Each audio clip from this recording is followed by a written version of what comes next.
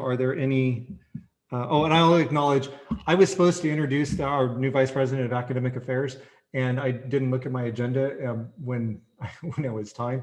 And so she has left the meeting apparently, and I've invited her back. As soon as she shows up, I will give her the floor.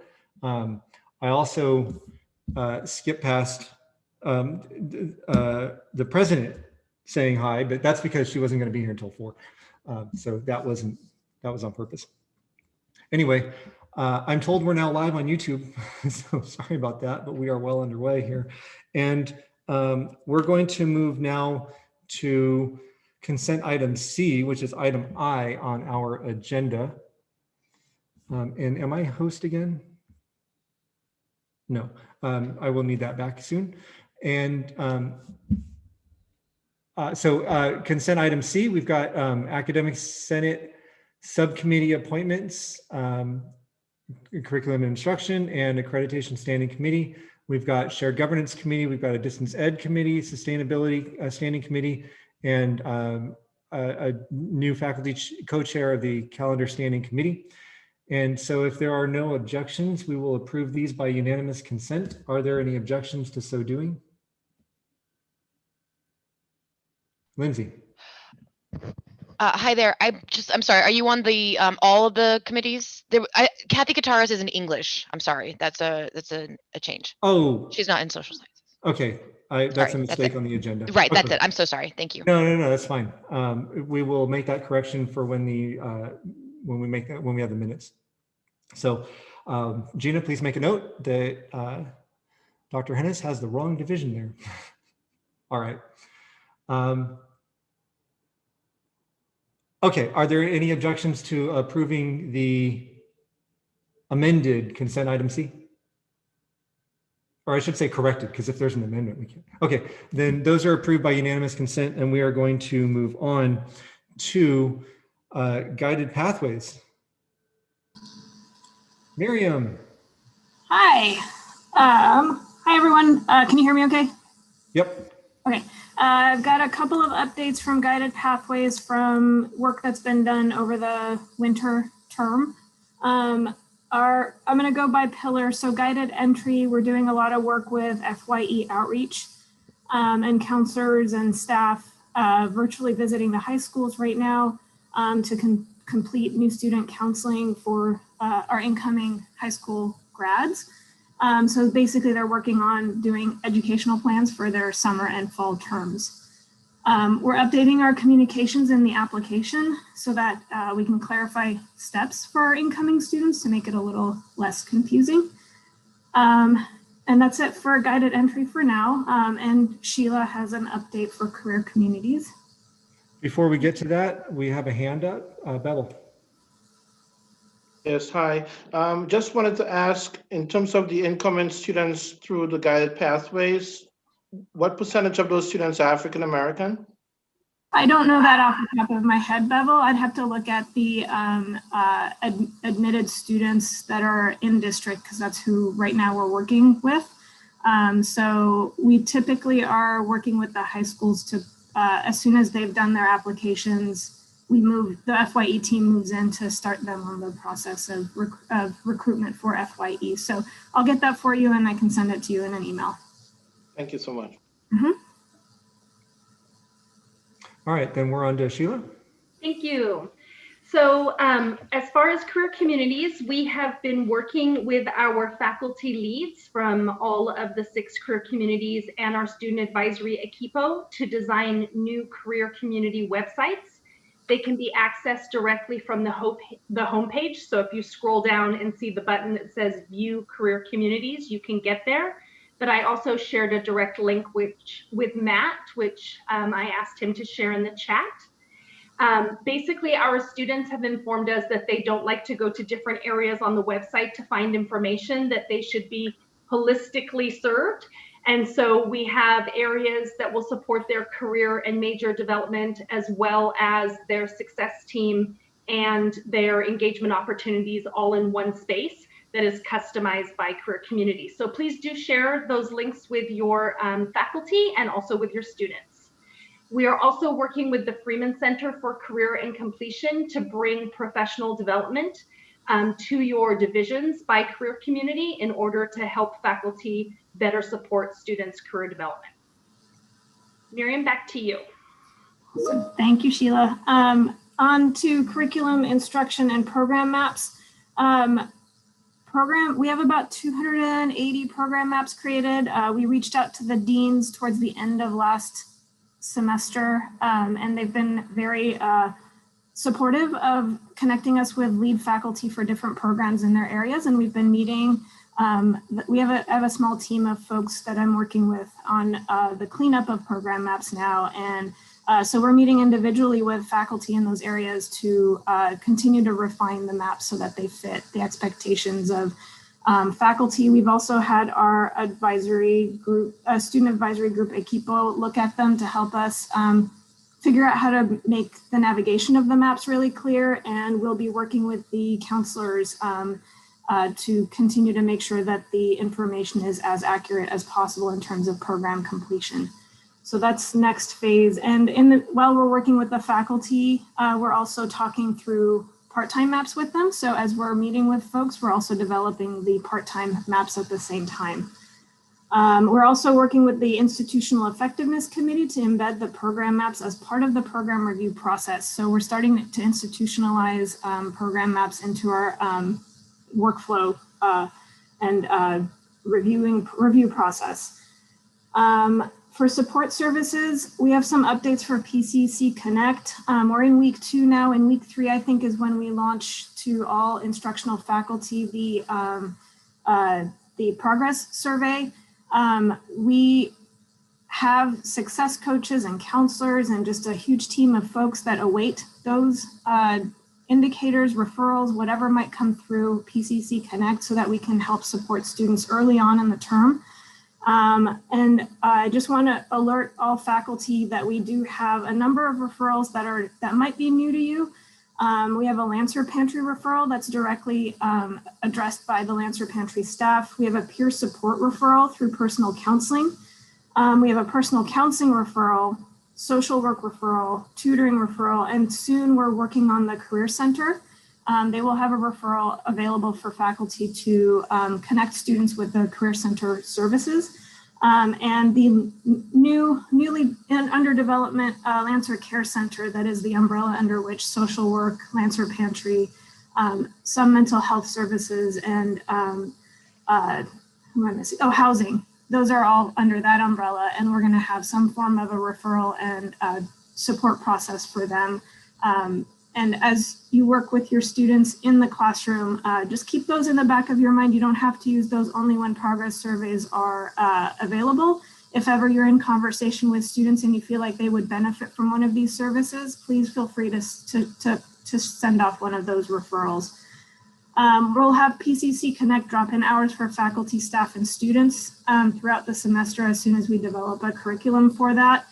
If you have any questions, you can always email pccconnect@pasadena.edu, and we're happy to follow up and help you with whatever your questions are. Many of our counseling services are moving into PCC Connect, and so students are going to be in this service a lot more because they're going to be able to make appointments with tutors and counselors and just a bunch of different services. So you'll probably be seeing students in there more, which means that some familiarity could be useful for you. It's also pulling in information from Canvas, such as like due dates for assignments. So if you have due dates for assignments in Canvas, it's actually alerting students in their calendars in Connect. So that's part of the stuff we're going to be sharing in some of these drop-in hours and in a newsletter that's forthcoming. And then finally, and I'll stop after this. We're working on a transition process for our FYE students. We have about 5,000 students who will be transitioning from first year into second year. And so we want to make that transition smooth and make sure that they continue to have the supports that they've had in the FYE program. So really using the FYE model and carrying it forward into the years of completion. And so career community, so working with Sheila, the faculty leads, the Equipo, our completion coaches and our success centers to really try to make that happen, as well as the Freeman Center as we try to help students narrow down their career choices and decisions. And just a high five to everyone. We have 1,700 associate's degree for transfer applicants. So these are transfer students who applied to the CSU who are seeking ADT verification from us.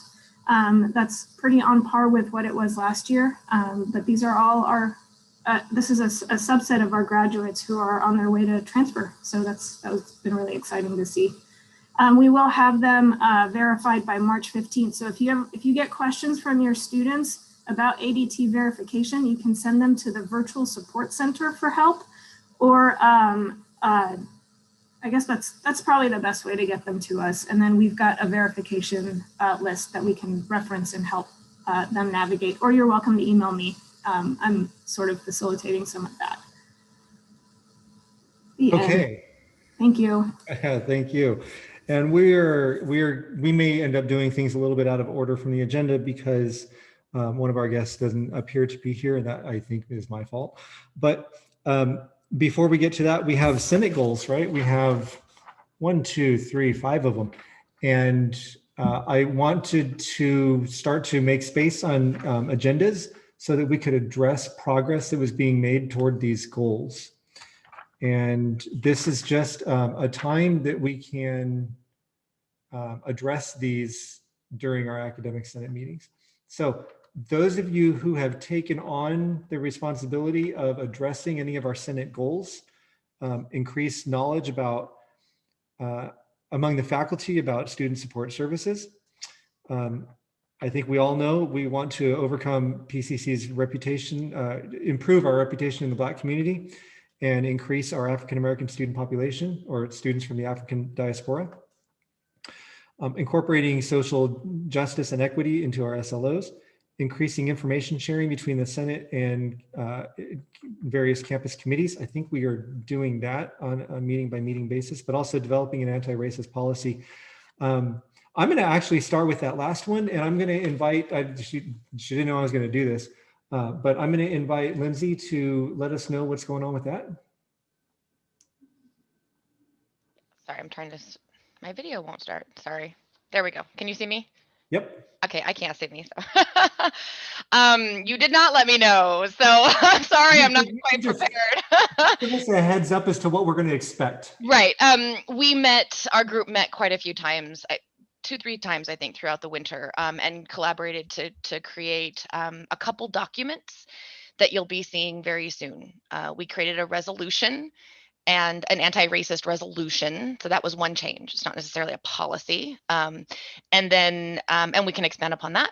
And then we also created a glossary of terms and reference list. So that will be coming soon, but we have been actively working. We are eager to share with you what we found, what we've put together, and we're almost ready to share. We're just finalizing it, so. They have, and I got to tell you, when I saw what they put together, I was just floored at the thought and the work that went into it, and that they did it over winter. So thank you, and I have to give props. It's Armia as well. This is not just me, and others as well. Many in here as well, but Armia has been helping me to co-lead. Yeah, it's a whole group. And, yes, it is. But the email came from Lindsay, and so she simply knew I could call out. All right. Thank you. Bevel, do you have anything to add on top of what you shared with us during your adjunct faculty report? Yes, I can say that we have been having pretty good conversations about strategies to achieve the goal of the 10%, of getting to 10% from 3.8 current African-American student population. I do think it will take some sort of bringing together of different departments, outreach and transfer center. I think we do have to work with guided pathways and have some collaboration to identify specific strategies. I know one thing that has taken sort of the center of it all is the Freshman 50 initiative, and I do encourage all our faculty to look into it. And it's a process by which we call students and get them back to PCC, many of them who may have come from the African diaspora.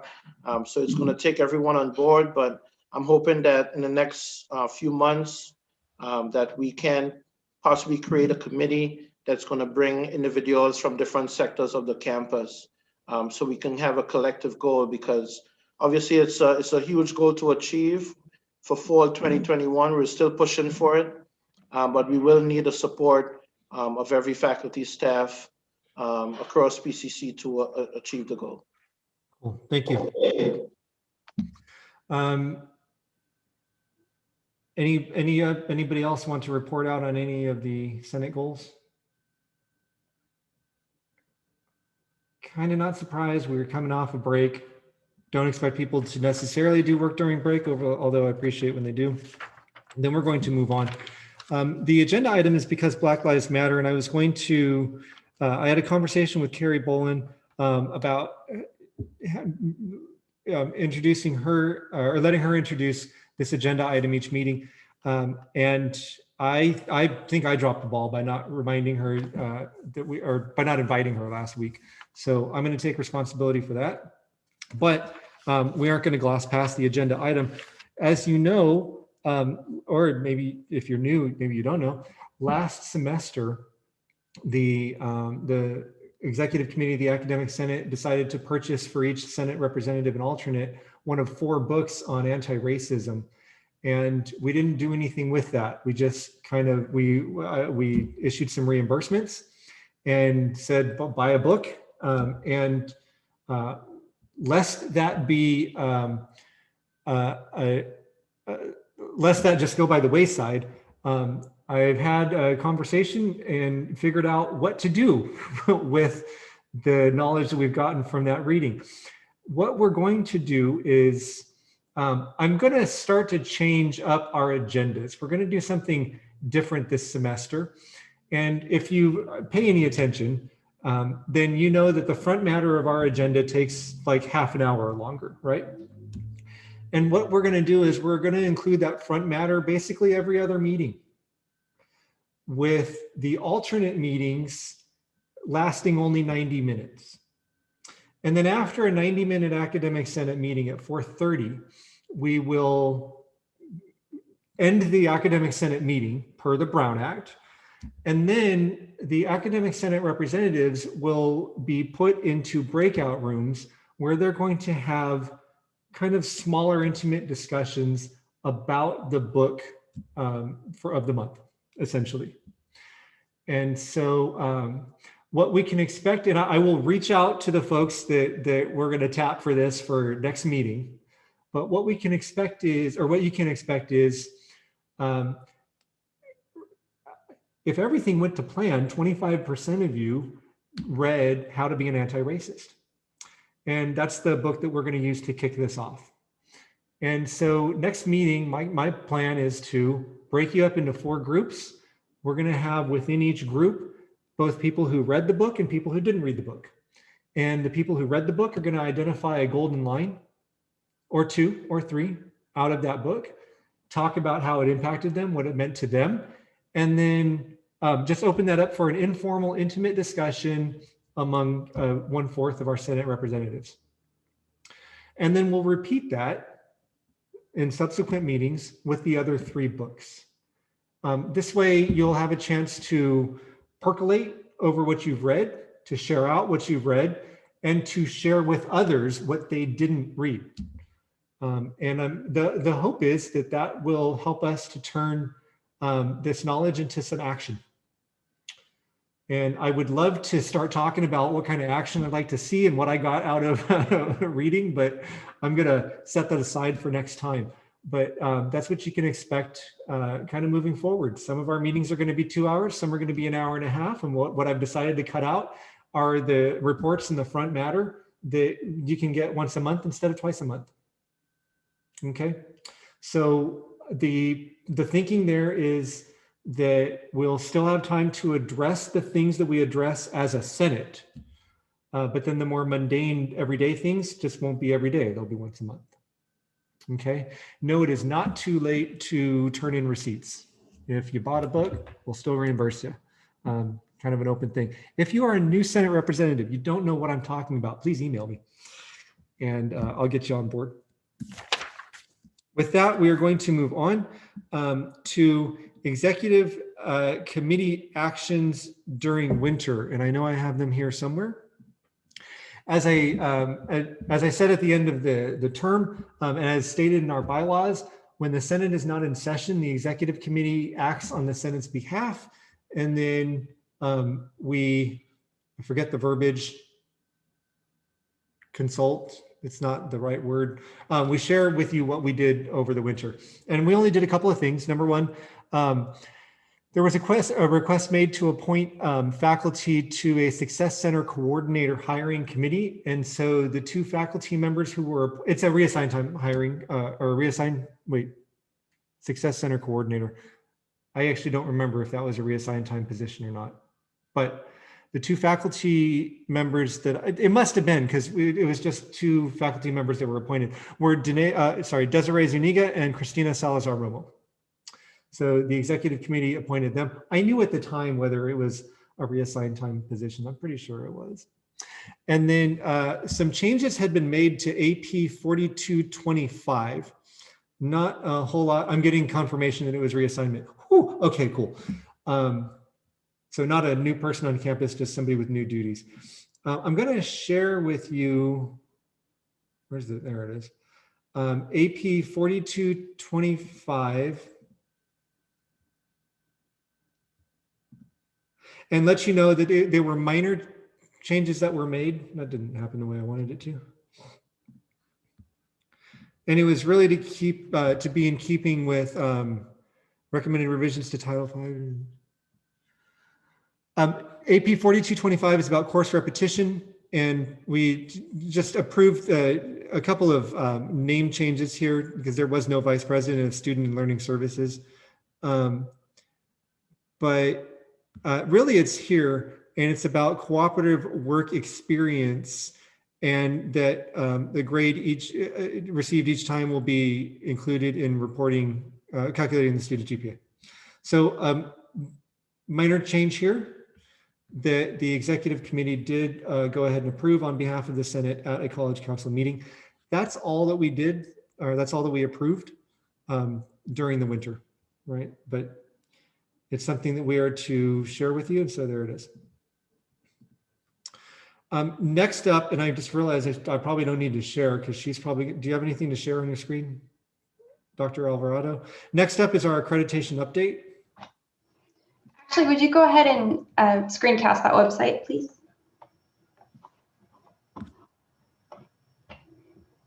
Yeah.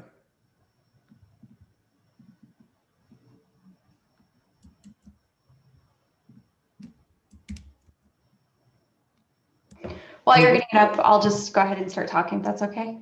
Yeah, I've got it here. Okay, great. So hi, everyone. I asked to speak to you today because it's the last chance I'll get to address the entire academic senate before our accreditation site visit. I'm here to give some information and hopefully to relieve some anxiety by demystifying this upcoming site visit that we have. When I was an adjunct faculty member, I thought that the visiting site team would just start grabbing people off the streets and grilling them about our college's mission. So I know that this could be a scary process for some people, but you shouldn't be worried. Accreditation is actually a really routine process, and every college that's associated with the ACCJC, which is our accrediting commission for community and junior colleges, they all go through the same process. So our accreditation is on a 7-year cycle. We've done it before, and we're going to do it again. The ACCJC guides every step of that cycle. So you can take comfort in the fact that even though we only have to do this site visit every 7 years, this is all that the ACCJC does. They're very good at it. They're very professional, they're friendly, and they are super helpful. As you know, our accreditation site visit is scheduled for March 8th through 10th. During that time, the team will be attending meetings. They'll be conducting interviews via Zoom, and basically they're just going to get better acquainted with our campus. And this entire experience is going to culminate with a short debrief meeting on March 11th. So this entire thing is what we call an appreciative inquiry process. And that's really important. They are here to appreciate everything that we are doing. The visiting team mainly will be here to be cheerleaders and a source of support for our college. And I know that that didn't used to be the case in the past, but it is now. The team has already read all 313 pages of our ICER, like many of you have, and they are going to be here just to get a little bit more information, to do their due diligence on checking things out, and then to learn from us so that they can take what we're doing well at PCC and they can go and adapt it to their own colleges. So I know that it's stressful to be judged by a stranger, but these are faculty members and administrators from other colleges just like ours. They've been through a very rigorous training program. Many of them have been on site visits before, some of them multiple times, and they know what we do and everything that we've been through since this pandemic started. So who are these members? And Mr. President, if you will click on 2021 site visit, that little red tag there, learn more and meet the team. Thank you. And then from there, if you will click on accreditation site team. Perfect, thank you.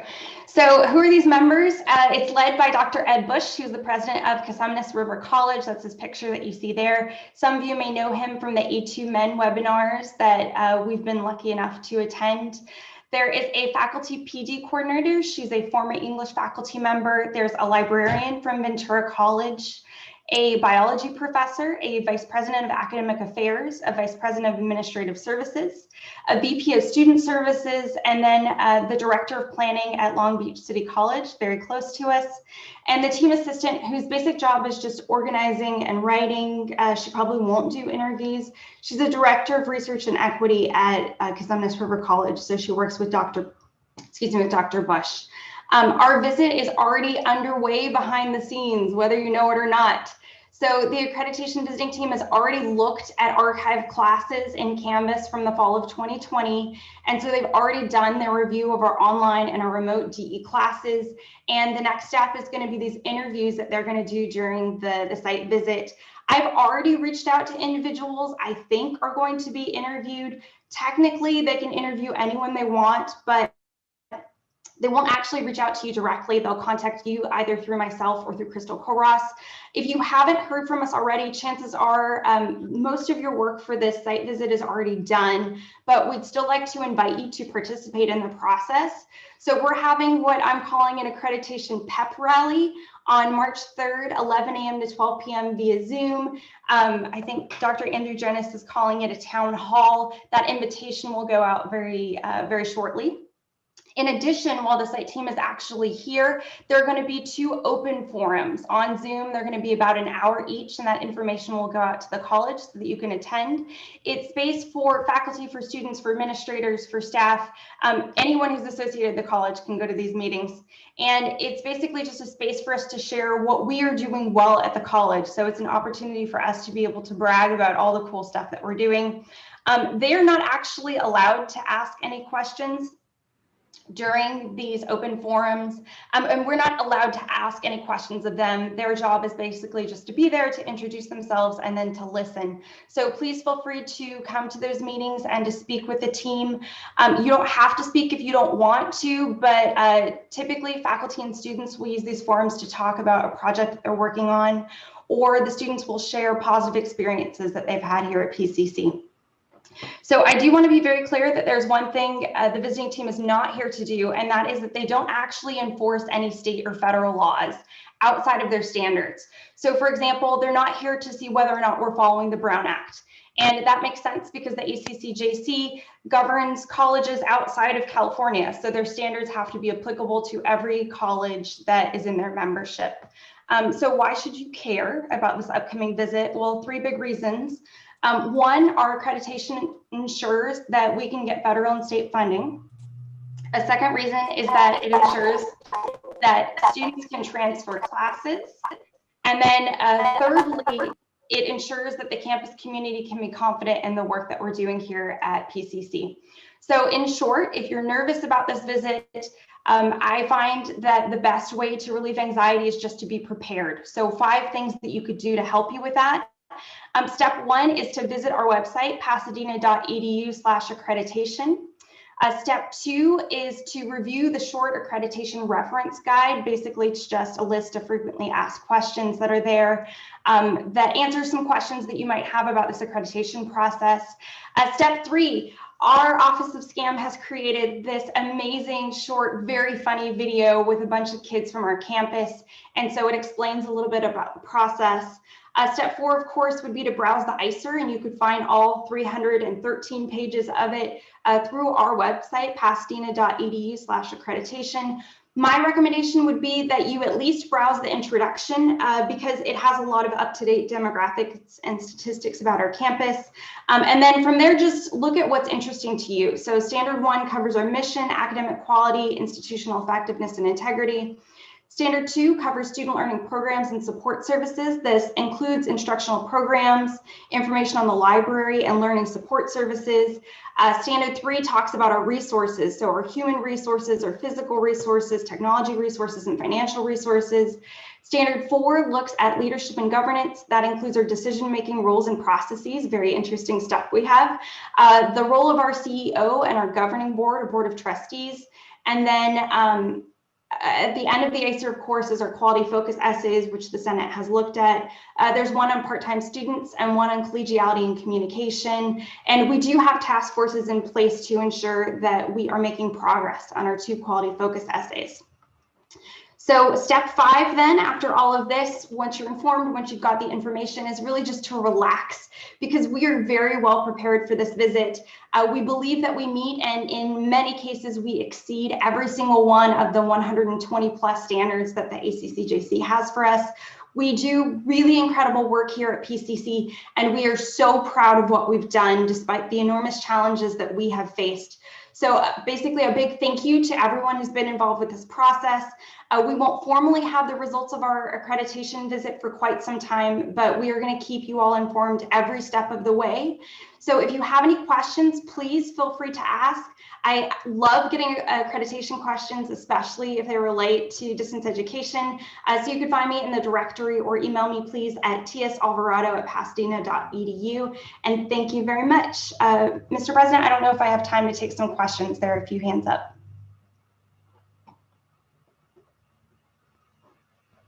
We'll make some time. I just want to double check these 2 meetings that you talked about where they can't ask us questions.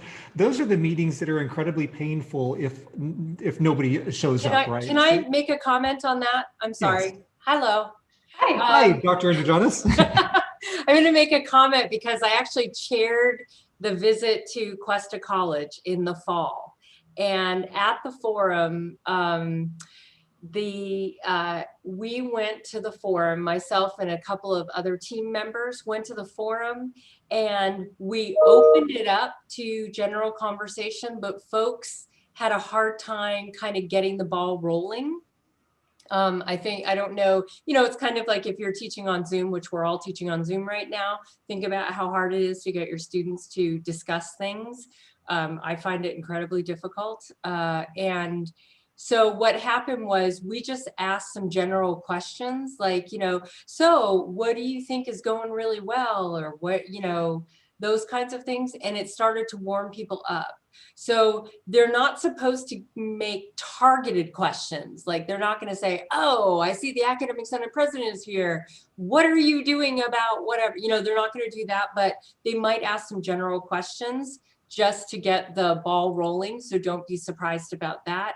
And then the other thing is just to point out that none of the executive staff of the college will be present during the forums. So when Dr. Alvarado referenced that faculty, staff, and administrators would be there, that is true, but it will not include the executive team, and that is standard at all accrediting visits, because there is a concern that if the executive team, the president or the vice president are in the room, that people won't feel like they are free to speak.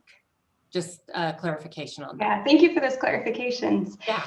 So don't feel like if you show up to these open forums, they're going to start drilling you and interviewing you. It's basically just a chance, more of a relaxed environment for them to get a feel of the college. So if you want to come and share something that you're doing, I'm sure they'd love to hear from us. One of the visits that I was on, people just showed up and talked about who they were and what their role was at the college, and that was a great way to sort of get a feel. So it is an open invitation for you all to attend. And I'll go ahead and take some questions if that's all right. Bevel, I see your hand up. Yes, hi, thank you. In terms of the standards that you listed, that the accreditation team analyzes, is ethnic diversity of the student population included in any of those standards or guidelines? So it's not a standard that we have to meet. There are no numbers that we have to meet for accreditation, but absolutely the numbers are in there. So especially in the introduction, if you take a look, it breaks down the demographic characteristics of, I believe it's just the student population in our area community. So thank you for the question. Professor Simon. Hi, thanks. Sorry if I missed this, but have the dates and times of these public forums already been set? And are they available somewhere to see? They have not been set because it's a collaboration between our leadership here on campus and our visiting team. And so we're just trying to get all those schedules together. And we don't have yet a full schedule of the interviews that they're going to be doing or anything like that. But I promise as soon as we get it, and it should be within the next couple of days, we will advertise it very broadly for the entire campus to be able to attend. And please, once you get the dates and times of those open forums, share them with your students. It's a really great chance for them to learn about what's going on with our college and for them to be able to share about what's cool about PCC. So Thank you. Yeah, that's all the hands I see up. And Professor Constantine, is your hand up again, or it just didn't go down? Okay, cool. Well, thank you very much for that, Dr. Alvarado, for your tireless work on this and for putting this in the forefront of our minds. Appreciate it. Thank you. And I didn't plan it this way, but it worked out very well. I knew we were expecting Superintendent President Dr. Androgenis at about 4 o'clock, and I know that she wanted to speak to accreditation as well. I did. So it kind of works out. And so I'm going to bring that agenda item down into now and open the floor to welcome her to our spring session. Great, thank you so much. And, you know, I got to hear part of what Dr. Alvarado was talking about. I think I completely agree with everything that she said. I think we're in really good shape. I think that we're, you know, the college has made a lot of progress since the last time we were visited. And I believe the forums probably will wind up being on Monday and Tuesday. So, but we'll have those specific dates out to you. The bulk of the visit will happen throughout the day on Monday, throughout the day on Tuesday, half of Wednesday, and then the team is probably going to spend time writing, and then there'll be a report out on Thursday morning. And again, we'll send out the schedule of everything because everyone is welcome to the report out on Thursday morning. And I think, as Dr. Alvarado already said, what the chair will offer are general comments on the visit. The chair will not say, and we've decided that we found this, this, and this, because it's the commission that actually makes the decision about our accredited status. It is not the visiting team. The nice thing, as I already mentioned, is that I went to Cuesta College in the fall. Crystal Colross was my assistant. And so we've been on the other side of this. And that was my 7th accreditation visit, my 3rd time chairing a team. And I can tell you, these virtual visits are like night and day. Like, you go through the week almost feeling like you're not on a visit because you're not there and walking around the, you know, campus and talking to people face to face and being stuffed with a ridiculous amount of food. Just the fact that we're not having to worry about who's vegan and who likes chocolate and all of that stuff, it's made it easier. And to go back to Professor Constantine's question, I just want to follow up and say that we are required to disaggregate data, and we are required to really look at what does the data say about all of our students. But in terms of accreditation, including equity mindedness, the reason that that's not specifically in the standards is that the ACCJC accredits colleges here in California two-year colleges, not just the community colleges, but also for-profit and other nonprofit colleges, as well as colleges in Hawaii, Guam, American Samoa, the Marianas Islands, and one other place that's escaping me. So our real focus on equity mindedness and all of that is a California community college thing, but it sits next to the standards. It's not actually within the standards. So that's why there's no specific standard there, but some of the standards hint at it. You know, talk about, do you disaggregate data? When you look at how students are doing, what do you do with that information? Do you have institution set standards that say, hey, we see that students are having a problem, we want things to get better, so what do you do about it? So it's kind of there, it's not there the way that our system would like it, because we are really focused on it in a way that other colleges aren't, but that's why you don't see it there. Okay, so I don't have to go over more on accreditation, that's clear. Did you have a question, a follow-up question? Professor? Yes, just briefly, I don't want to take up the time from the meeting. But based on what you said, you know, one of the goals in the Senate this year is to increase our African-American student population from currently 3.8 to 10%.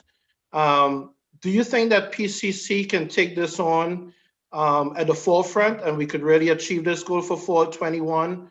Absolutely. We really could achieve Yeah. it. I really do. I believe we can, because number one, we've got a lot of dedicated people, myself included, who want to see that happen. Number two, we have the new Black Student Success Center. Number three, I authorized the Black Student Success Counselor. We have folks, Dr. Will Sims, reaching out to the community. We have Dr. Carrie Bolin, our Chief Diversity, Equity, and Inclusion Officer, meeting with folks in the community. I mean, there are just so many there are so many ways that we are trying to work on this issue that I believe we can do it.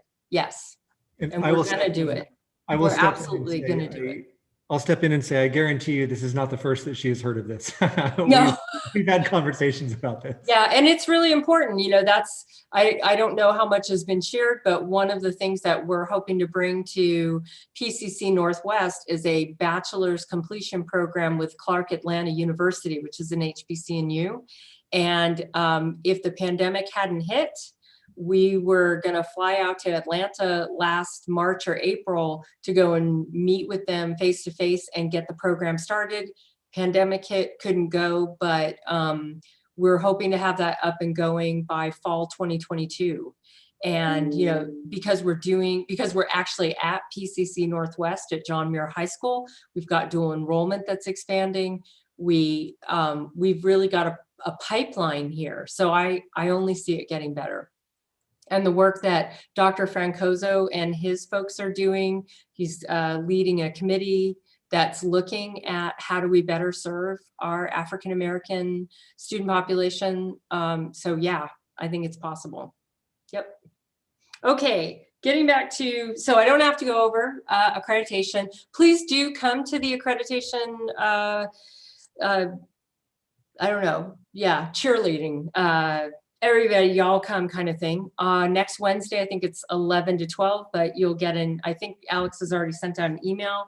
I think it's really important. We get to show off once every 7 years now, and this is our opportunity to put our best foot forward. We've got an awesome team. Dr. Ed Bush is amazing on the executive team of Amend. And by the way, he was present last week when we honored Eli Underwood, our student at the board meeting, who we lost.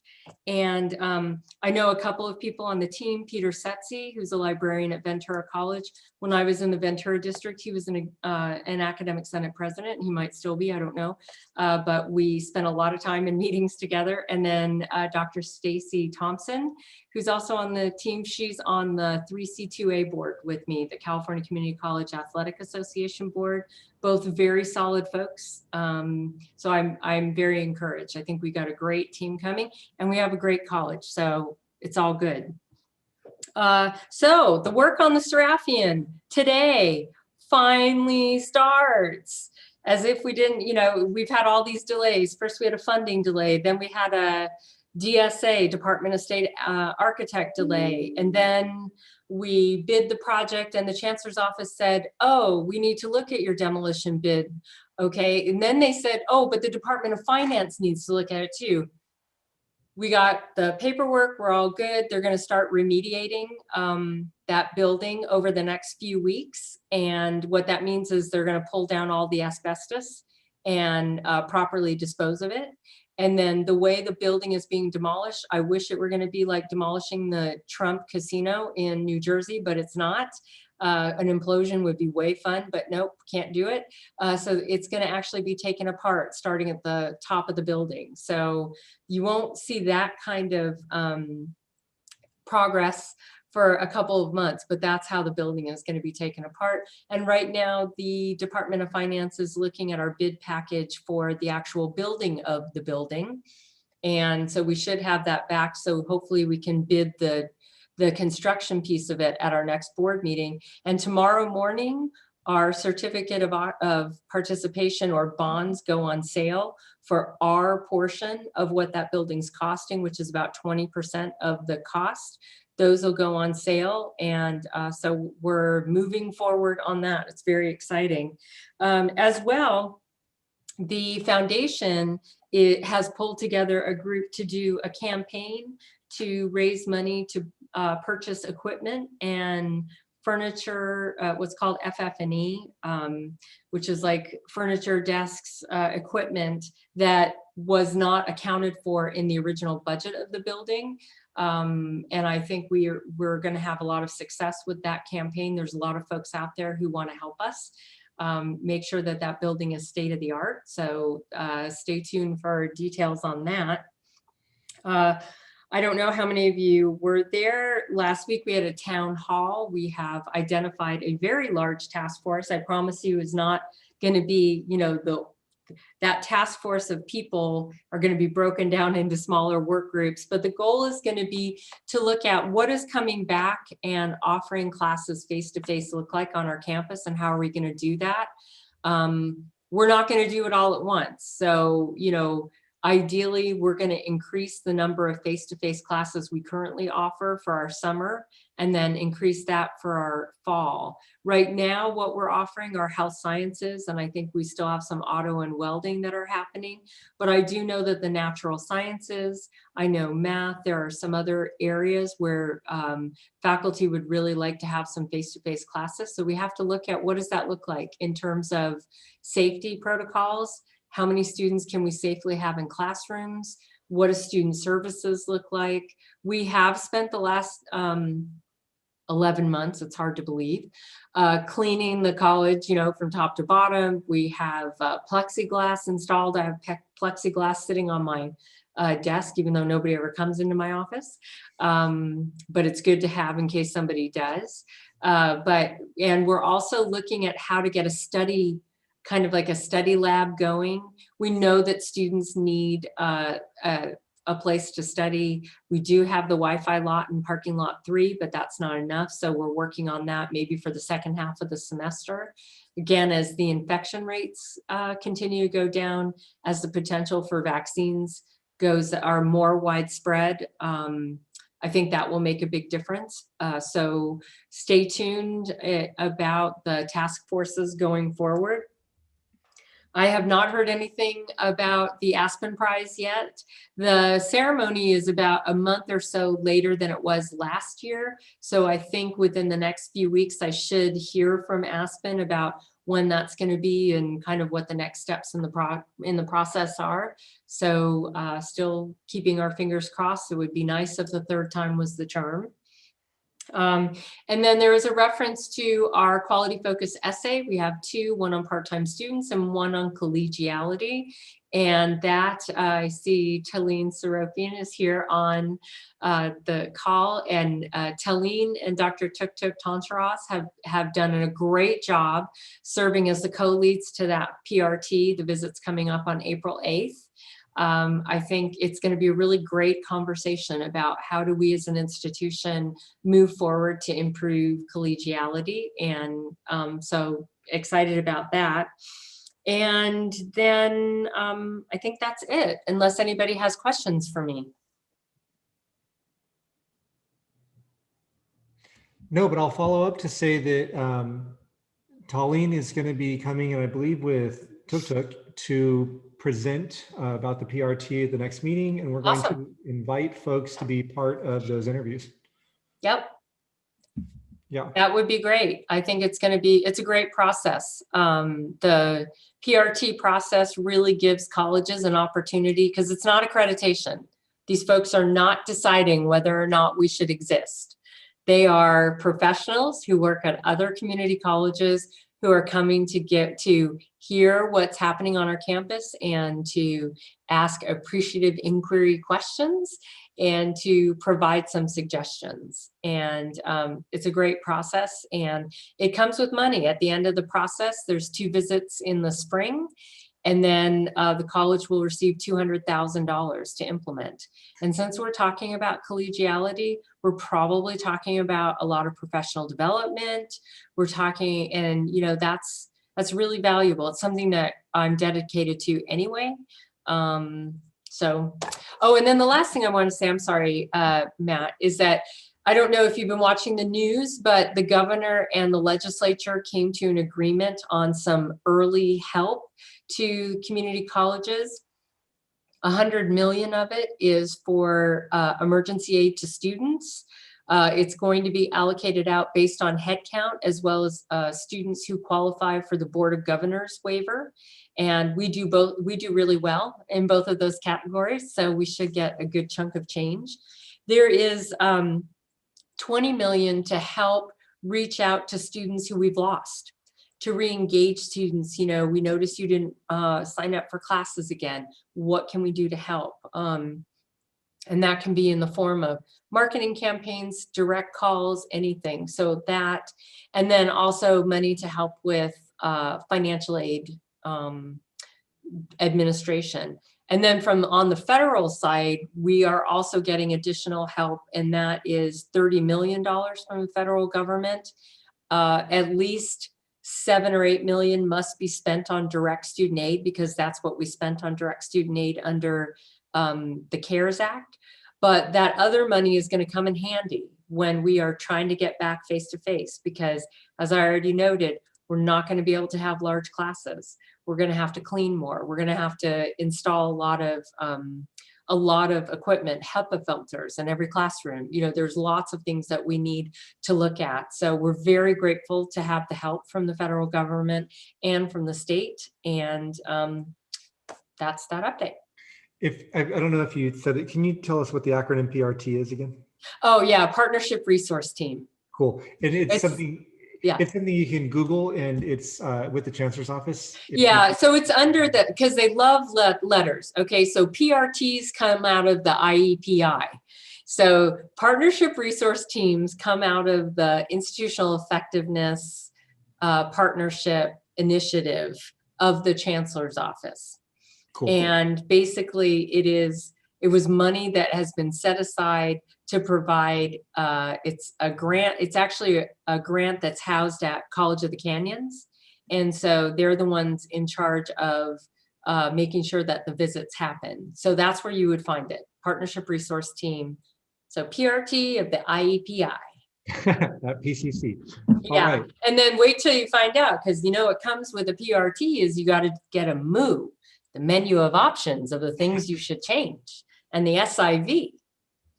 It's cray. Right. Well, I very much appreciate that you took some time out of. Always happy to. She's been in meetings for like 8 hours today, so that you took some time to come to our meeting, we appreciate, and we welcome you.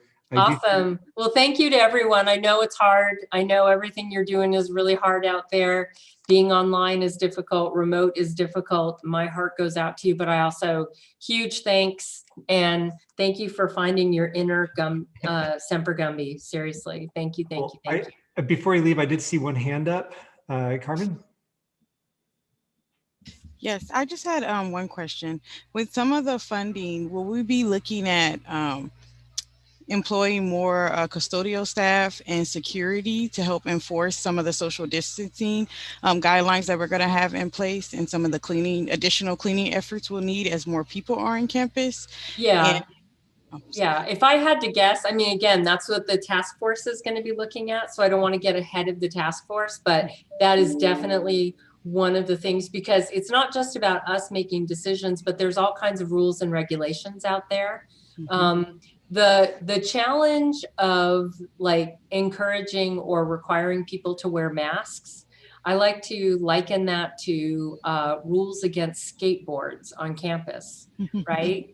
Lots of us, you're walking across campus, you see some kids, they're skateboarding all over the place. And, you know, wearing masks is the same way. Like if somebody's walking down the hall and they don't have a mask on, they don't have their mask all the way up, or they don't have one on, it's really going to be incumbent on all of us to, you know, really encourage that. Not to have people get into enforcing rules, but what we want to do is really reduce the risk. So we're gonna just blanket the campus with information. We're gonna do all kinds of things to try to get folks to be part of the solution. Awesome. Thank you. Yeah. Okay. Okay. Thank you again. Yeah, thank you. The rest of your day. And we're going to move on to the next agenda item. And it's the EMSI report. And Crystal Colros is here. And I want to thank you for waiting patiently, Sterling Smith and Henry Wilson. I'm going to turn it over to y'all now. I'm assuming that you want to share a screen or something? Yeah, thanks, Dr. Hennis. I'm just going to introduce Sterling and Henry to you. We've been working with them. Sterling and Henry both work for Emsi, and they put this report together for us, and they have been just a dream to work with. And we asked them to come here today to kind of go over the program gap analysis report and then answer any questions you folks might have about it. Cool, thank you. So I'm going to guess, Sterling, are you going to be needing to share a screen? Yep, I will need to. Thank you. I believe I've set it so that you can. All right. Oh, sweet. Perfect. All right.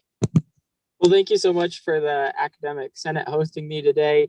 What I wanted to do was go over the report that we've done for you all, which is a program demand gap analysis. And really the purpose of this report is to just take a look at your current portfolio of programs and look at the labor market connection of those programs. It's meant for you to be able to see how many jobs are potentially out there for your students and compare that against how many graduates there are, not only at Pasadena, but other colleges within the county. And so you get a good idea of what type of demand is out there for your students and what type of jobs they can be prepared for, along with the wages of those programs. So what we've done is we've created a report. There's also an online dashboard, which I believe you can have access to. And they're both useful tools, not only for you being informed about where your programs are in terms of the labor market demand, but also as you think of different ways to use this data in terms of advising or program planning. So I'm going to jump into the report quickly now. The first part includes a full environmental scan. The environmental scan will show you things like the jobs, what the projected population and job changes is going to be within the county. Also things like unemployment, population demographics, educational attainment, some socioeconomic indicators. And so there's all of this different data. I know there's been some questions about like demographics and the college's demographics and the local demographics in terms of like race and ethnicity. And so there's all this different type of data housed within this report that you have access to if you want to look at that. The next part of the report looks at your current programs. We've looked at all your programs at the non-credit, certificate, associate degree, and transfer track levels. And so this will show you your programs, what the demand is for them, what the supply is in terms of your college and other colleges, and then what the wages are for those programs. And then the next piece here, we've made some recommendations on new program development. So this may also be of interest to you. What we do is we look at the occupations that you're currently training for and then see if there's any occupations you're not training for that are in high demand and have high wages that you could create a program around. So I'm going to jump over the environmental scan. I think that data is very useful and you'll probably be interested in it. I'm going to look more towards the programs that you guys are actually teaching and managing. So the report here, we have this little table, which is kind of a useful way to think about your programs. You can see we have high demand, high supply. So things like vocational nursing, registered nursing, we know those are popular programs, not only at the college, but there's a lot of demand from hospitals and different places like that for those programs. So we call these programs, can we maintain focus on program quality and student success? And we have some high demand, low supply programs. These are programs where there's plenty of demand from employers, but the real question is, how can we get more students interested in that? And so I think I heard something about like a Freeman Center earlier where there's advising. So maybe you talk about these programs more, try to point them that these are programs where there's lots of availability for jobs, things like that. So you can see business information technology, some bookkeepers, automotive technology programs here. And then we have low demand, high supply. And lots of times these will be like transfer track programs where students may go into a variety of different fields and they're getting the human skills needed. And so there's lots of different jobs that they can go into. And so the question with this one is, are we connecting these programs with opportunities outside the county possibly? They could be entering a lot of different occupations that we necessarily haven't included within our mapping. And then the low demand, low supply programs, these are questions about maybe sunsetting these programs, but there also could be things outside of this report where these programs may be successful outside of the kind of metrics that we're looking at them. And so that's where things like student surveys, studies that look at what the employment outcomes of those students are, can answer questions about these programs. But we have a few of them here: fire technology, construction, plant science, things like that. So within this, as I mentioned, what we're doing is we're looking at your programs and then looking at the occupations they're mapped to. So here's kind of an example of how that works. We'll have accounting program, it maps over to these 3 jobs. And you can see the demand here by summing these up comes to about 50. The next part of kind of our analysis is we want to make this study relevant to community colleges, relevant to the award levels that you're training at. So when we look at an associate degree program, we don't look at all the openings for that. We only look at the openings at the associate degree level, and then we go one below to say those students could fill those roles too. And so for the demand, we're looking at the demand specific to the education level you're training for. And then one thing that's important within this report is we know that there's a lot of programs training for a lot of occupations. And so how do we deal with, a business program training for certain occupations, maybe, the accounting program training for maybe some of those same occupations? Well, we use what we call program-based weight to split completion or the openings out. So you can see in this example, accounting's training to accountants, auditors, and budget analysts, and finance is also training for the budget analyst. So we split out 3 completions here and 1 here based on the ratio of completions in these programs. And so just giving you that kind of methodology so you have an understanding of how we've calculated the numbers within here as you begin to look at the supply and demand for the programs that you train for.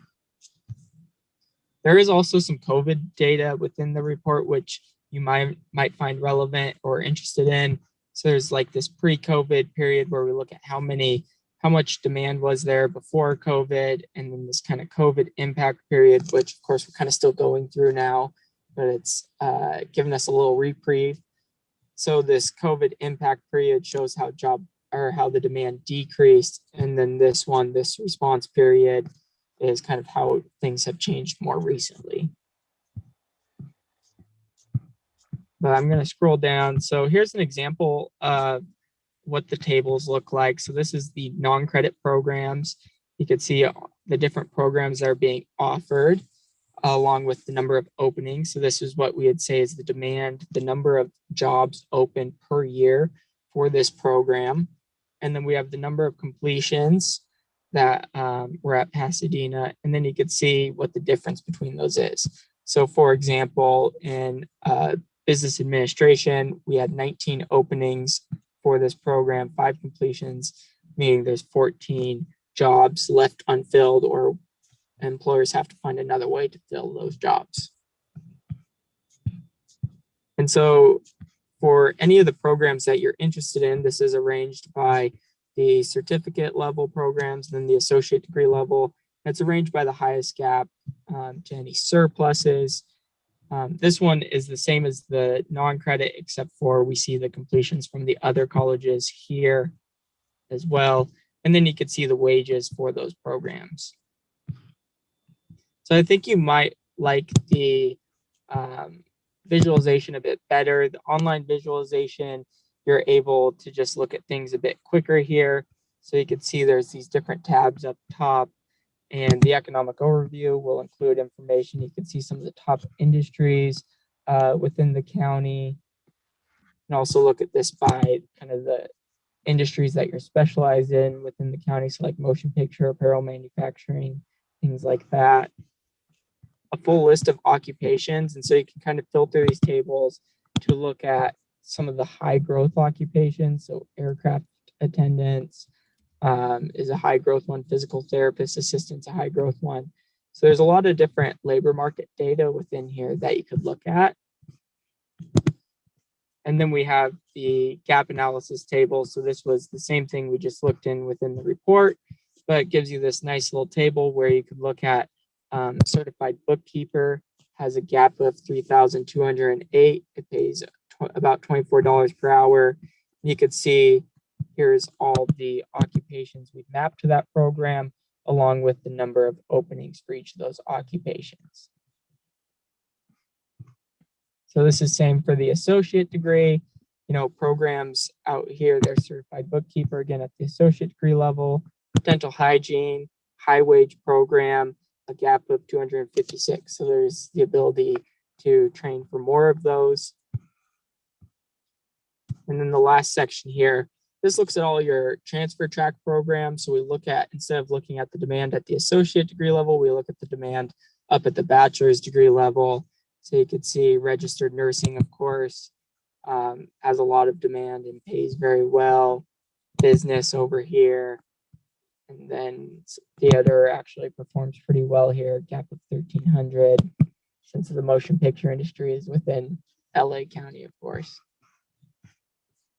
And then the new program section is right over here.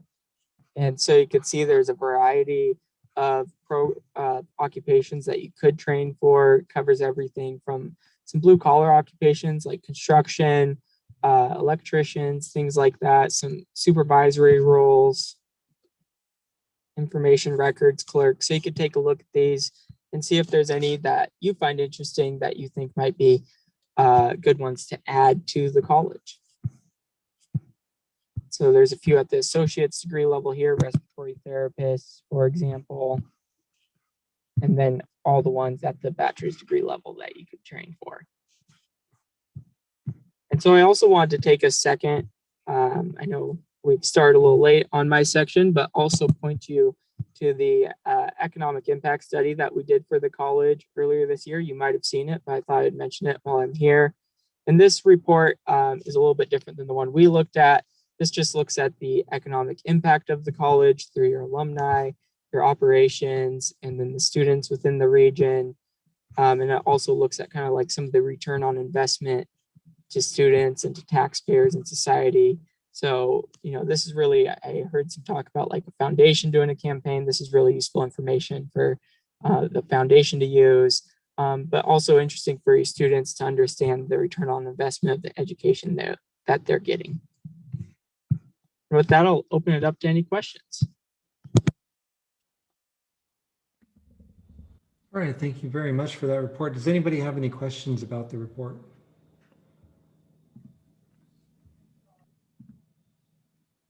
Yeah, Jennifer Fiebig. Yeah, hi there. I just had a question. Maybe Crystal can answer this. Where exactly is this located on our webpage? It's not yet located on our webpage. Ah, okay. Future events to come.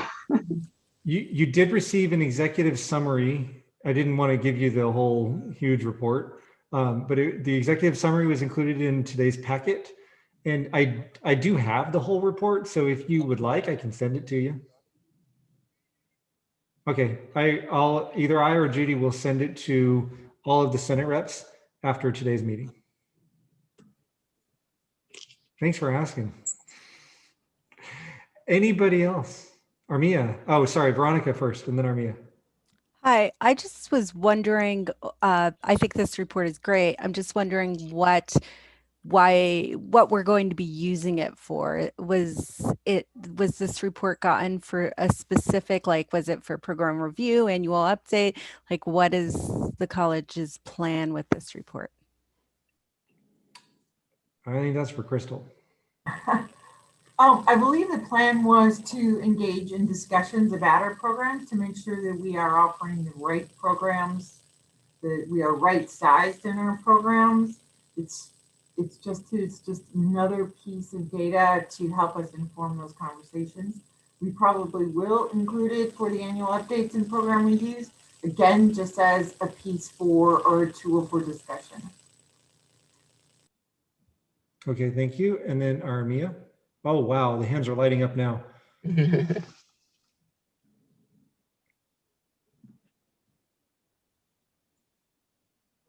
don't know if she changed her mind.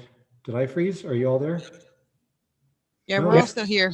I see movement. All right, we'll go to Bevel and then see what happens.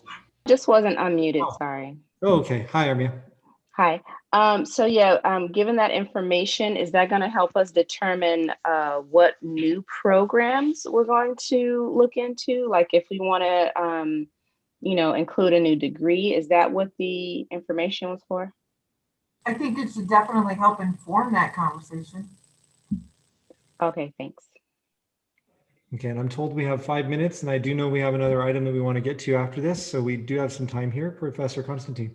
Yes, just quickly, how much of the information presented here is used to recruit new students to PCC? Well, since we just got this report, none of it. So this is brand new. Hot off the presses. Good deal. Terry. So when we get the report, will we be able to access the dashboard? Yeah, that's something Sterling and Henry and I are working on, of how to get at how you folks can access that dashboard. Thank you. Next up is Eric. Hi, is there any statistics on entertainment technology concerning theater or film and television in Los Angeles?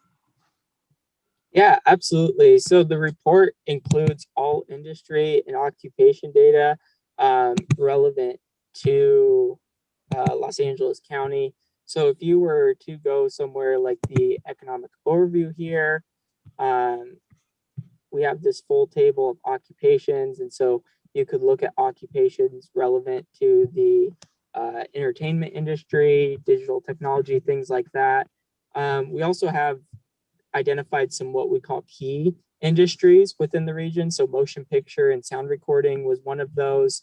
And so you can actually see what are some of the top occupations within that: producers and directors, actors, film and video editors. So there's that type of data within there. And then for your current programs, this gap analysis section will show you, and you'll have to look through these here, but you can see the different like design, media, art here. There we go. It's that little bubble up there. Gap of 279. We've mapped to it with the demand for each one of those. Thank you. A wealth of information in there, as much as you want to use. Sure looks like it. All right, next up is Jeff. So my question is, can this be enlarged to cover the whole state and not just LA? Also, how is this different from the labor market reports that we get? And do we plan to probably use this in the future for new programs? Yeah, so I think I could touch on a couple of those questions. We didn't do this analysis for the entire state. And most community colleges don't tend to do that just because they serve a more local purpose. And so that's why we chose to do LA County. In terms of using this data, colleges use it to create new programs all the time. It's very useful for the new program creation because you can look at the occupational outlooks and things like that. Did that cover all of your question? Just wanted to, the last one was, how is this different from the labor market report we get? That's what I was, Yeah. So one of the key differences between this and kind of the like Center of Excellence type reports is we have a model to do this. And so like one of the things that I mentioned about the deduplicating the openings is something that most reports won't tend to do. It also gives you a look at all of your programs in one report. So instead of, maybe seeing these one-off reports, this one takes all of your programs, looks at them in one place, and we're deduplicating all the openings so you're not seeing any double counting. So it gives you a more accurate look at the labor market in your programs. Thank you. Dr. Bernardo. If you are speaking, you are muted. We'll come back to Dr. Bernardo. Tanisha. Yes, I just wanted to add to what Sterling said about the difference between this report and the Centers of Excellence. So the Centers of Excellence is what is required for us to utilize, but what this report does is it gives us a lot more detail, and we look at every single program. And so if anybody just wants to chat or wants to discuss this data more in detail, please feel free to reach out to me and we can go from there. But just to let you know, the Centers of Excellence, I know it's required for CNI and for submitting our proposals through LAOCRC, but the report that Sterling just presented just provides more detail so that we can make sure our students are being put into programs that are going to lead to occupations with livable wages. Cool, thank you. You're welcome. And then just double check here, Dr. Bernardo, are you with us? Yeah, sorry, it kind of glitched and it lagged when you were calling on me, sorry. I had a question because I sort of tried to put in the same link to see what you were looking at and I couldn't get in. So I don't know if this is going to be available to us in general, or do we have to have a particular login because it wants us to log in for us to for me to look at it? Yeah, I think Crystal, Tanisha, and I will put together login credentials so that people can access that and we can send it out to people. Thank you. Good question. Okay, cool. And we are out of time, but Brian, I'm going to ask you to verbalize what it is that you're telling me. Sure, yeah. As interested as the rest of you are in this. Oh, am I the right Brian? Yep. Okay. As interested as you guys are in all of this, I am too. There's a research group out of Georgetown University called Center on Education in the Workforce. Their website is cew.georgetown.edu. And they've done at least a decade's worth of studies on this exact same topic. And it's nice to see it sort of personalized for what we do. But if you guys want a broad global view, or I shouldn't say global, I guess a broad national view of how American universities support American college students in terms of future earnings, job availability, major choice, it's a gold mine of information. And I was chatting with a couple of you guys over the internet here really quick. I use this as a rationalization for why my students should be taking my classes at the start of every semester. So you guys, as interested as you are, you might be interested in diving in. As wonderful as this report is, this is exactly our bread and butter. So thanks, Matt, for giving me the opportunity. Sure. And thank you, Sterling and Henry, for putting this together, for coming and presenting it to us. And thank you, Crystal, for letting me know that this thing exists, and for reminding me that you let me know that it existed in October. Thank you so much, everybody. Thanks. And as I said, you have the executive summary, and I will send you the full report. It's, I don't know, 185 pages, I think. I'll send it to you after the meeting. And now we're going to move on to our next and likely last agenda item. Jared, thank you for patiently waiting. I called him in here so that he could wait for half an hour, but here it is. Oh, you're going to share it. Cool. Oh, sorry. All you. Love the haircut, by the way, Matt. It's awesome. Thank you. All right. Welcome. Hello, everybody. How are you? Happy afternoon. We got the nominations and elections going to be starting here pretty soon. So we just wanted to come in. We've met with the Elections and Nominations Committee and share the timeline with everybody.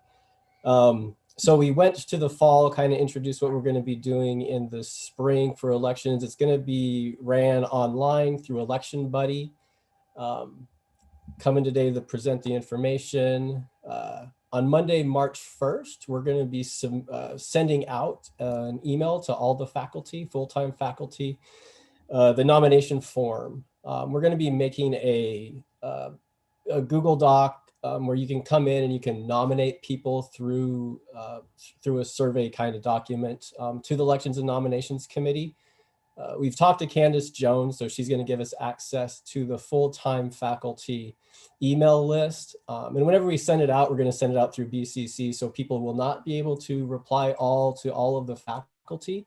But you will be able to send a reply to that email to all the people on the Elections and Nominations Committee. That would be me, John Hanley, Nancy Ritson, and our other person that I can't remember right now, Rita. The deadlines for nominations is going to be Monday, March 8th. And that's whenever we're going to be verify and validate the nominations. We're going to be coming to the board of Academic Senate board on March 8th, and you can nominate anybody during that time at the Academic Senate board meeting. The platform statements are going to be due Wednesday, March 10th by noon. You're going to submit it to Elections and Nominations Committee, just sending it to my email. And I'll be sure in the email to also have you CC all of the members of the Elections and Nominations Committee. We're going to compile it into one PDF form, and then we're going to send an email out to all the faculty and share it as a PDF or as a Google Doc, so everyone gets those statements. That'll be done on Friday, March 12th. Electronic voting is going to begin March 15th, Monday. I think one thing that we probably should do is have people who get nominated, maybe they have a person that sponsors them that we can give access to the Election Buddy. No one's going to be able to look at the results until the very end, including me and the Elections and Nominations Committee, but as a way to validate and verify the election, having some faculty at PCC volunteer to be sort of, we're going to look at the results alongside of our committee is going to be really necessary. So we'll be sending out recruitment for people who are going to participate in that form. The deadline for voting is going to be Wednesday, March 31st. We'll again validate those results, somehow figure out how we're going to get people to be with us while we validate it, and then present the results on Monday, April 5th at the Academic Senate Board.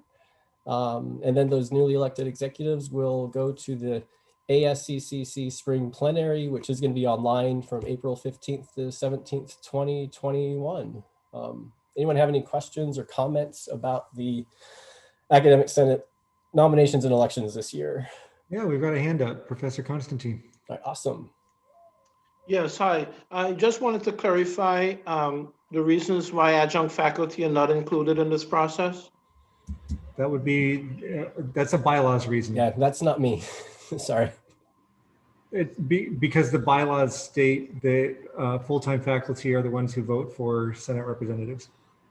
And is this common across community colleges? Is that the norm? I'm not sure. I haven't investigated other bylaws, but this question is a little afield of the election timeline, although I've received your question. Thank and you. The chair of the bylaws committee is listening here too as well. He's our parliamentarian, so he has heard your question as well. Thank you. Yeah.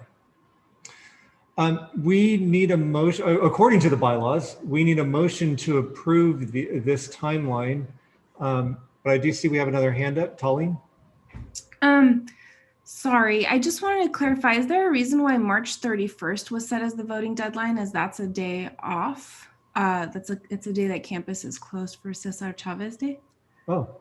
I know we just kept it consistent with the previous. We could change it to Thursday if people want. That's fine. Why don't we Thursday, or does Thursday give you enough time before the 5th to have your results counted? Yes, because this is the nice thing about election buddy is they're going to count it for us, which is going to be nice. Yes, it will. If you're good with Thursday, I think that's probably a good idea. All right. Thank you for bringing that to our attention, Tolleen. Brian. I'm an advocate for having election day off, so you have the whole day to vote. So I'm all for keeping it as is.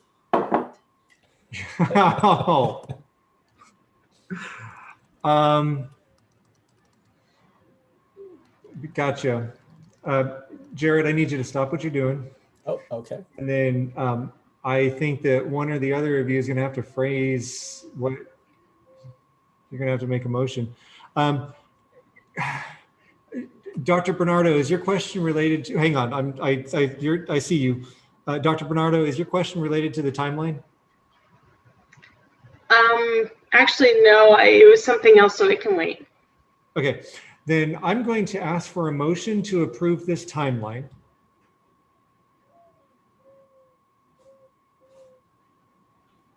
I move to approve this timeline. Okay, is there a second to the motion to approve the timeline? I second. Ken, okay, so moved by Brian Wilbur, seconded by Ken Simon. Is there any discussion about the timeline? Tolleen, I think now's the time you make a discussion. I mean, I feel like the campus is closed that day, and we should respect that it is closed. It's also closed in honor of Cesar Chavez, and I think that we can definitely hold off one day to allow for folks to vote on April 1st. I think it's something that's going to be reminded over and over, and for one day, I think in honor, I think that the day should be focused on why we're closed as a campus rather than this, and I think it's just a form of respect. Okay, did you want to phrase that in the form of an amendment? I amend that we change. It would be a motion to amend? A motion, just tell me the formal word. But good. I motion to amend the proposed nominations and elections executive committee calendar to move voting deadline to Thursday, April 1st, as well as ballot results announcement to Thursday, April 1st. Okay. I second that motion.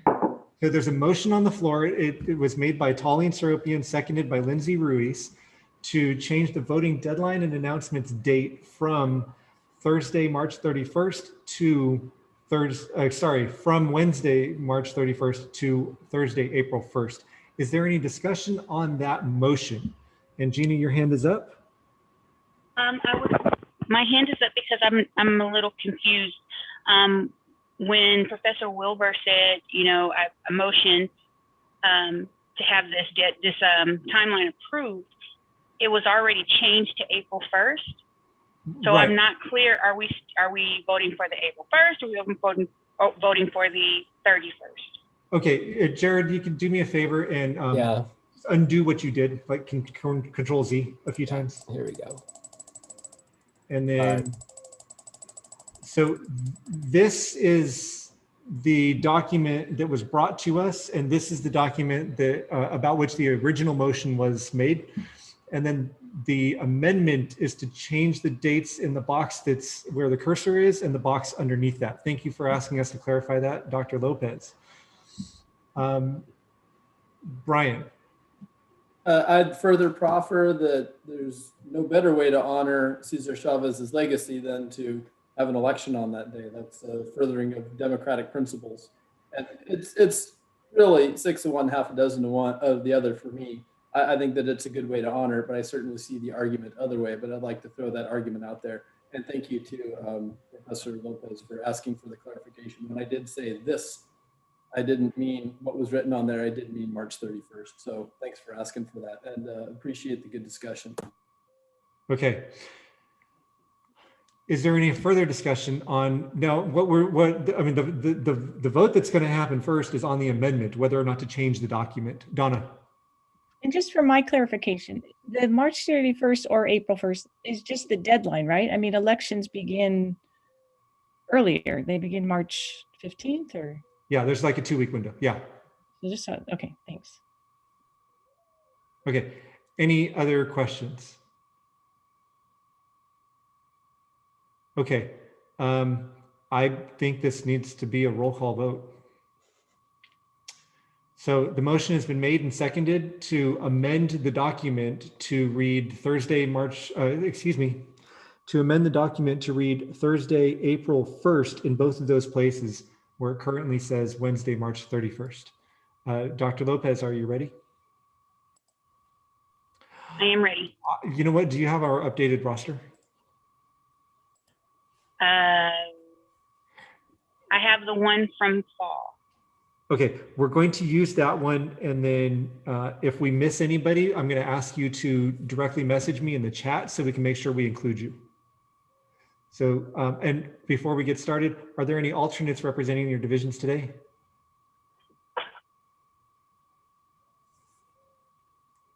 I believe there might be one.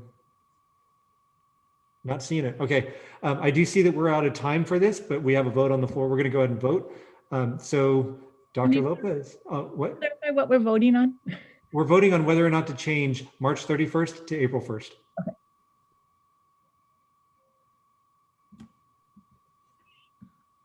Okay, are we ready? President. Oh, and we do have one alternate, Jeff Baja. Thank you. Yes. Lindsay, your hand is up. Just to clarify, so a yes vote means yes, change it to April 1st. Correct. Got it. Thank you. Okay, Dr. Lopez. Okay. Alan.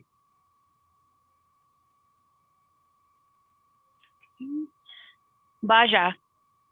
Yes. Bernardo. Yes. Bauer. Yes. Castro. Yes. Kaido. Chafee. Yes. Constantine. Yes. Indoor.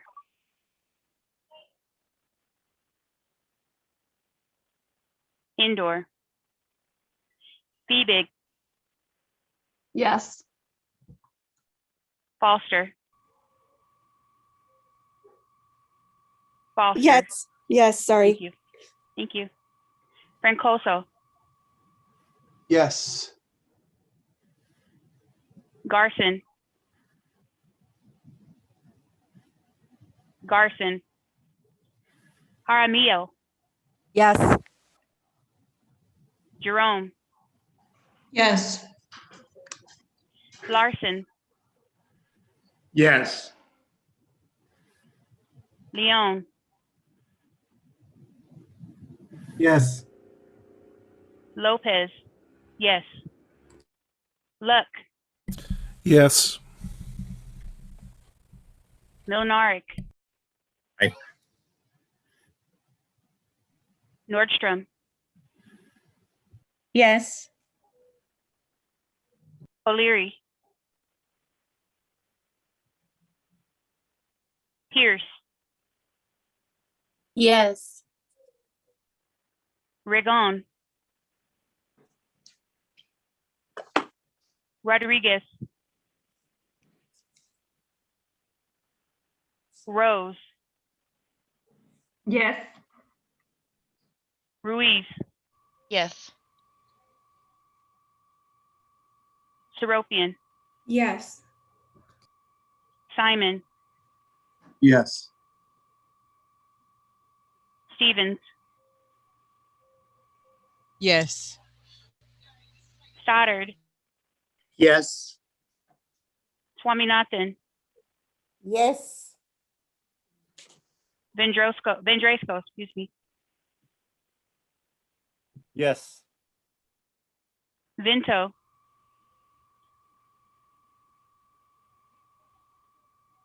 Walker, Yes. Wilbur, Alas, no. Winter,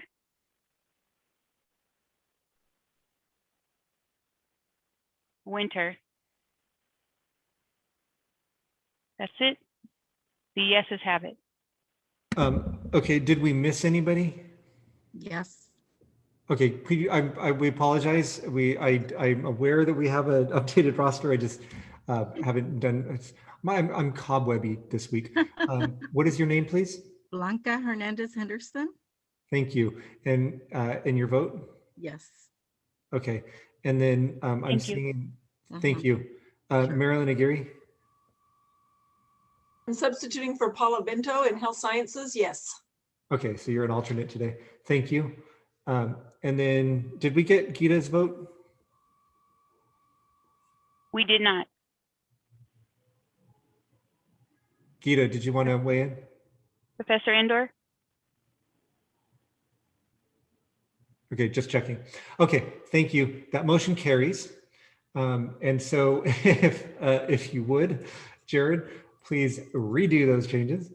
And then is there any further discussion on the motion to approve this now amended timeline? Motion to approve. Second. Okay, moved by Sheila Rose, seconded by, I believe that was Gina Lopez. It was not. It was Lindsay Ruiz, but I'll give it to Gina if she wants it. I wouldn't want to falsely accuse her. Okay, so moved by Sheila, seconded by Lindsay. Is there any discussion about this elections timeline? Point of clarification. Sure, Terry.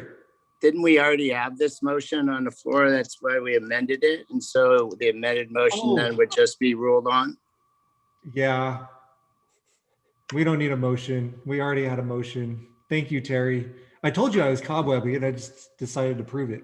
Okay, motion's already on the floor. Any further discussion? Okay, we're gonna approve this calendar by unanimous consent unless anybody objects. Is there an objection? All right, then this timeline or calendar, whatever you want to call it, is approved by unanimous consent. Yeah, cool. That concludes. Not unanimous. It's not unanimous, Matt. The timeline? Oh, I'm so sorry. I'm thinking of the wrong thing. My bad. You're cobwebby too. Oh, I'm cobwebby too. I'm sorry, everybody. No, the amendment was approved by majority. This is unanimous consent. If anybody objected, they didn't say so. And that speeds things up. All right. Then I will tell you what the last item is, and we didn't get to it, and we won't. I'm not going to keep you. And no, Jared is not always like this. I usually know what I'm doing. Thanks. The last item is the eventual return to campus. And the reason that I put that on here was that I was asked in my first meeting with our new Vice President of Academic Affairs, what the sentiment is among the faculty. Like, what are the concerns? What are the pluses? What are the, whatever. And I decided I needed to hear from you to know what the concerns are, what you're looking forward to, what you want. I personally want to see my students' faces and I want to see their nonverbal feedback while I'm teaching, right? And I want to watch them take tests. But we will talk about all of that at a later meeting. So please get in touch with your constituents and find out what you think the administration needs to know, right? As you're aware, there are more questions than answers. I want to raise some more of those questions and perhaps provide some of those answers. And I see that there was a hand up and it went away. It was Dr. Stevens. Yes, I'm sorry. I thought you were going to take questions right now and I was ready. So sure I will save it for next time. Yeah, because it's just because of the time, but I wanted to give I completely understand. So write them down so you don't forget them, because if you're like me. And then we'll just go to proposed future agenda items. Are there any? Professor Constantine. Yes, I'm not sure if this is a discussion for the Senate, but I would like to get some feedback from my colleagues about voting rights for the Academic Senate in terms of adjunct faculty. Since we're talking about Senate bylaws, this is absolutely a Senate issue. Thank you. So letting adjunct voting. Okay. Yeah, the opportunity for adjunct faculty to be included in the process. Got it. Okay. Thank you. Are there any other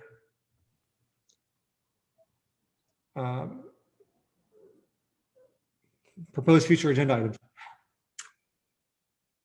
Matt, I don't have my hand up, sorry.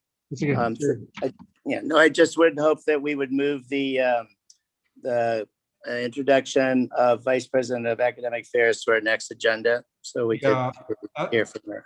Yeah, after I profusely apologized to her for not acknowledging. No, that's fine. I'm just looking forward to it, and certainly. Yeah. That'll just be between me and her, but I'm going to have to apologize profusely. Absolutely, the Vice President of Academic Affairs. Thank you for making sure that that gets down. Anything else? All right.